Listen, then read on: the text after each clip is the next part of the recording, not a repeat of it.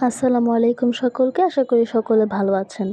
July August 2024-এর গণ অভ্যুত্থানে শহীদ শেখ মাহাদি হাসান জুনায়েদ ভাইয়াকে বিনম্র শ্রদ্ধা। তার প্রিয় খাবার রসুন ভর্তা। আজ তার স্মৃতির প্রতি সম্মান জানিয়ে এই আয়োজন। রসুন ভর্তা বানানোর জন্য প্রথমে দরকার রসুন। এরপর একটি কড়াইয়ে সর্ষের তেল দিয়ে 3টে শুকনো মরিচকে ভালোভাবে ভেজে নিতে হবে। ভেজে নেওয়া হলে রসুনগুলো দিয়ে দিতে হবে। রসুনের মধ্যে দিয়ে দিব পরিমাণ মতো লবণ। ভালোভাবে নেড়ে ঢাকনা দিয়ে ঢেকে একদম লাল হওয়া পর্যন্ত অপেক্ষা করব। লাল হয়ে গেলে এতে অল্প একটু জিরা গুঁড়া দিয়ে একটা পাটায় নিয়ে ভালোভাবে বেটে নিতে হবে।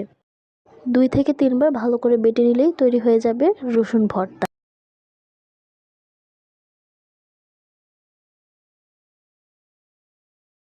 ভালোভাবে বাটা হয়ে গেলে ভর্তা শেষে উপরে একটু ধনেপাতা কুচি দিয়ে ভালোভাবে মিক্স করে নিলেই তৈরি হয়ে যাবে আমাদের মজাদার রসুন ভর্তা। ভিডিওটা ভালো লেগে থাকলে অবশ্যই লাইক, শেয়ার এবং সাবস্ক্রাইব করতে ভুলবেন না। আজ এই পর্যন্তই। আল্লাহ হাফেজ।